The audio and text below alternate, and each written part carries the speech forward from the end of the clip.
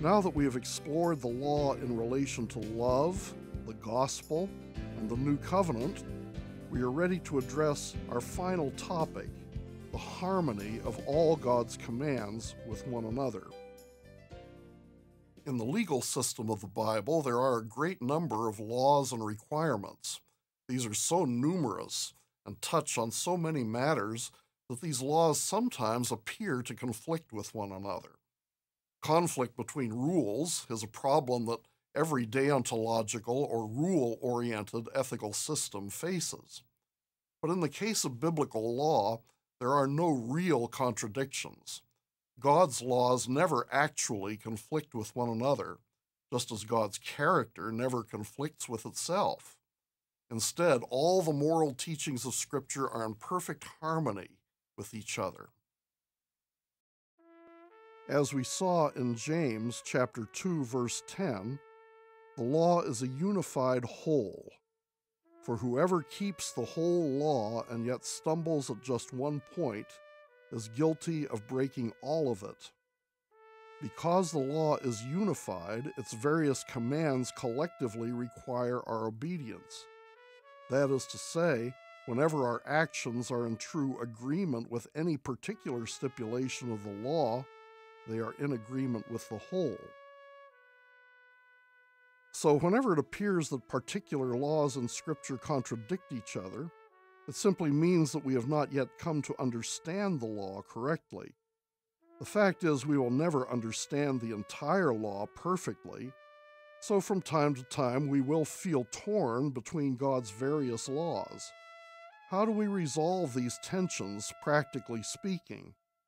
Well, there are many things that could be said about such situations, but we will mention just two. In the first place, God's laws are given with the implicit understanding that at times some laws take priority over others.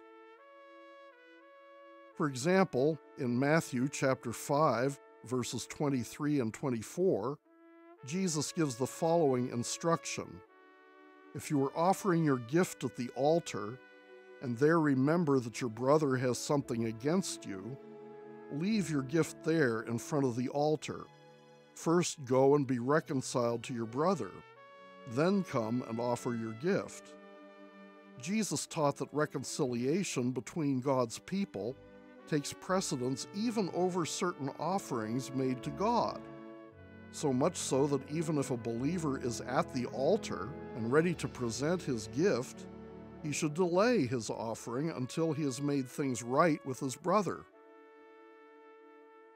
Whenever certain sins are said to be worse than others, or certain laws are said to be more important than others, we should realize that the Bible is assigning different levels of priority to its various commands. Thus, giving priority to one law over another is actually in accordance with the whole of the law, and therefore it is not a conflict between particular laws at all. In the second place, biblical laws are also given with the implicit understanding that there are exceptions to rules. That is to say, in the Bible's legal system, it is assumed that in emergencies and other unusual circumstances, normal regulations may be transcended by more important principles. Consider, for instance, the confrontation between the apostles and the Sanhedrin in Acts chapter 5. In this situation, the Sanhedrin had commanded the apostles to stop preaching about Jesus, but the apostles had ignored their command. The apostles' defense of their action is recorded in Acts chapter 5, verse 29. We must obey God rather than men. In this case, as the governing body of the Jewish people, the Sanhedrin did have some legitimate authority over the apostles. And as a general rule, the Bible requires us to obey human authorities. However, when the Sanhedrin contradicted God's commands, this created an exception to the general rule that we are to obey our human leaders. Because of this exception, the righteous and good thing for the apostles to do was to disobey the Sanhedrin and to obey God. But again, this was not a case where one law conflicted with another. After all, the law is a unified whole, revealing God's character, and God's character is not at odds with itself.